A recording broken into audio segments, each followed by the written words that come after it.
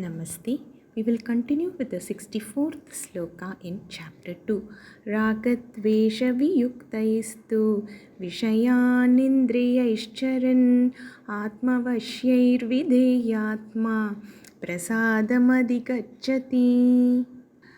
Rāga-dveṣa-vimuktais viṣayān indriyaiś caran ātma-vaśyair vidheyātmā prasādam adhigacchati. The previous two slokas, Bhagavan had explained how shama dhamma, when not practiced, can lead a person to destruction. 7 steps to self-destruction. It all started with thinking about a thing, vidheyātmā.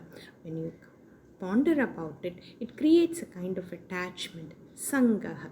And from attachment, desire is born. And from desire, anger when it's not possible to get the thing. Anger leads to some moha or delusion, lack of discrimination on what is right and what is wrong, followed by smriti vipramaha, which is unable to recollect what the shastras and gurus have taught us. Finally, it leads to buddhi nasha, and finally the destruction of the person. Bhagavan had been giving these answers to Arjuna's question on sthita prajna. A sthita prajna is one whose knowledge has stabilized. Arjuna had asked how a jnani would go about prajeta kim. Bhagavan starts answering for that question from this sloka. Bhagavan had explained the importance of shama and dhamma, basically control of the senses. Well, does it mean a jnani never uses his senses? It's not possible. He too has to do his day-to-day activities and would need to use his senses.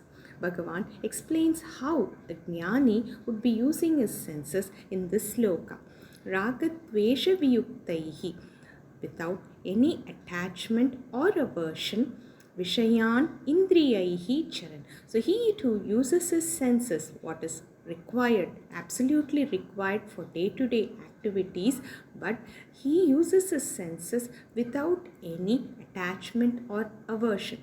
And Bhagavan also says that all his senses are under his control, ātma-vaśyair. Bhagavan calls the person vidheyātmā. Vidheyātmā meaning one whose antakaranam is under his control. Such a person whose antakaranam, basically the mind and intellect, are under his control, and all the senses which is under his control perceive the objects without any attachment or aversion. Such a person reaches a state of mind which is serene, prasādam adhigacchati, or tranquility. We look at a small incident which happened in Swami Ramana Maharishi's life. Once, a very rich merchant came to see Ramana Maharishi. The merchant put a diamond ring in Maharishi's hands. Maharishi did not say anything. He did not react. Why are you putting this in my hands? And so on. After some time, after some days, the merchant came back again, and when he saw Maharishi's hands, the diamond ring was missing. So he asked Maharishi, where is the diamond ring? He was kind of anxious to know. Maharishi told, somebody put it, somebody took it.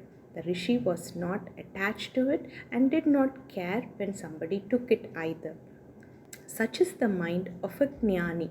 He is neither attached to something nor there is aversion for anything. To put in one single word the state of moksha, it is purnatvam, feeling complete in oneself. We all search for things, search for relationships because we feel incomplete within ourselves. The jnani realizes that the self is complete in every respect, purnatvam. We'll continue again with the next sloka later. Dhanyavadaha.